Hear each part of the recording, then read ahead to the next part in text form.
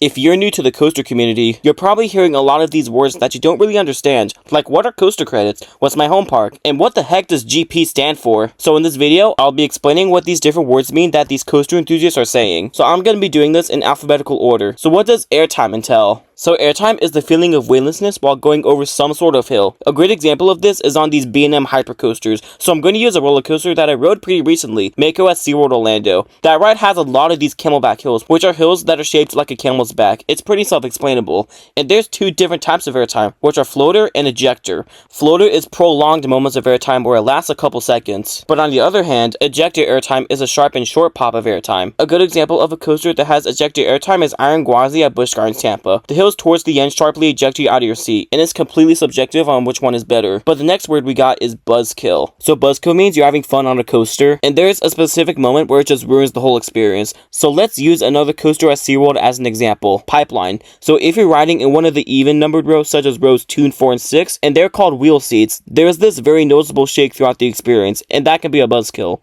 Or on other coasters, there's this trim which is a little brake to slow the train down if it's going too fast. Some enthusiasts think those are buzzkills, but I don't mind them as much as other people. The next word we got is the term credit. So coaster credits is a huge addiction that we coaster enthusiasts have. It's a list of the different roller coasters that you've been on, but it doesn't count how many times you've been on a roller coaster. Say you go to SeaWorld Orlando and you ride 6 of their coasters and you never ridden a roller coaster before. That means you have 6 coaster credits at the end of the day. It's a really fun way to keeping track on how many roller coasters you've been on, and there are some other people that will drive way out of the way just to get a credit or ride a roller coaster. Doesn't matter the size. If you've been listening so far, you've probably heard me saying the word coaster a lot. So this is probably the easiest word to understand. It's a shorter version of the term roller coaster. It's easier to say because the phrase roller coaster is a bit of a mouthful. So if you want to talk about a specific coaster but you don't want to say the term roller coaster a lot, you can use the word coaster instead. The next word originally started at coaster events like Hollywood Nights or Coaster Mania. It's the term ERT. So ERT is an abbreviation for exclusive ride time. So during a time throughout the year, the park will let a certain amount of special people ride a specific coaster for a period of time. Or if you go to a park that has a ghost town and the station for the coaster you're riding is empty, you could say you're having ERT. It's a fun term to use when you're an enthusiast. But the opposite of an enthusiast is the GP. So the term GP is an abbreviation for general public, which means a person that does not have the passion for roller coasters. So it can be anyone, but you shouldn't call them GP like you're insulting them. You'll get in a fight or an argument or something like that. But without them, theme parks wouldn't exist. The main pull of a theme park's attendance is the GP, so we do appreciate them, but they can be pretty ridiculous. And it's not a bad thing to be GP. If you think about it, we are all GP about a specific topic. Next up is a sensation you will feel on coasters that go upside down, and I'm referring to hang time. So the term hang time is the opposite of airtime. Instead of feeling weightlessness from going over hills, you feel weightlessness while inverting for a prolonged period of time. A good example of a coaster that has hang time is Banshee at Kings Island. The final inversion goes by really slowly, and you feel like you're gonna fall out of your seat, but you're completely fine afterwards. And let's stick with jargon that starts with H with home park. So home park is the closest theme park that you live to. Say you live in Cleveland, Ohio, your home park is pretty much Cedar Point. Or if you live near Los Angeles, you have a lot of home parks to choose from, such as Six Flags Magic Mountain and Knott's Berry Farm. Or if you live in Atlanta, your home park is Six Flags Over Georgia. You get the idea. It's a pretty easy term to understand. So coming up next is the term one-trick pony. When I first heard of this term, I was completely in the dark about it, but I've learned it since. So a one-trick pony is a coaster that has one stand-on moment and nothing much afterwards. A great example of a one-trick pony is King Ka at Six Flags Great Adventure or Toplo Dragster at Cedar Point. The coaster that is the literal definition of a one-trick pony is Oblivion at Alton Towers. After the big drop is a bank turn and that's it. It's another easy one to memorize. And speaking of those two coasters, they feature this harness or restraint system called OTSRs, which is the next term.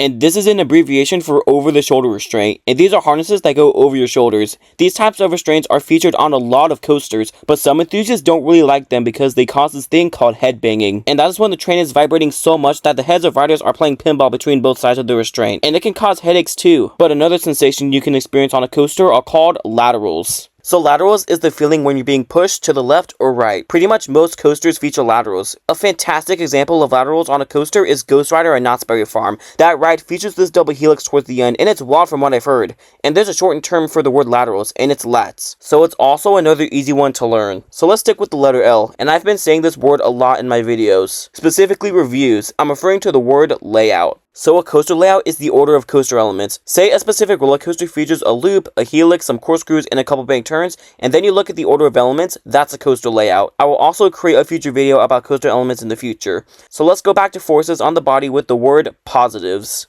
So the word positives means the part of a coaster where you feel extremely heavy. These moments normally occur at these moments called valleys, which is the bottom part of a coaster. A good example of a coaster that has a lot of positive forces is Intimidator 305, now known as Pantherian at King's Dominion. At the bottom of the first drop, it has this wide banking turn that caused many people to black out, but it's pretty rare to actually black out on a coaster nowadays. But it is normal to gray out, which is where your vision is kind of blurry during a moment with positive forces. But during that, you might experience this sensation called a rattle. So a rattle is a strong vibration felt on a coaster. You can find a rattle on roller coasters where it feels like someone shaking a maraca. A good example is on Kumba at Busch Gardens, Tampa. That coaster feels like bricks in a washing machine. The rattle is normally on coasters that are a little old, but these new roller coasters built by B&M are pretty shaky too. So the next word is an unpleasant feeling. It's the word staple. So being stapled is when your harness or restraint is so tight on you that you can't move. And coaster enthusiasts hate being stapled because it really affects the airtime or ride experience. So when you pull down a restraint and a ride operator pushes your restraint so far down on you that it kind of hurts, you're stapled.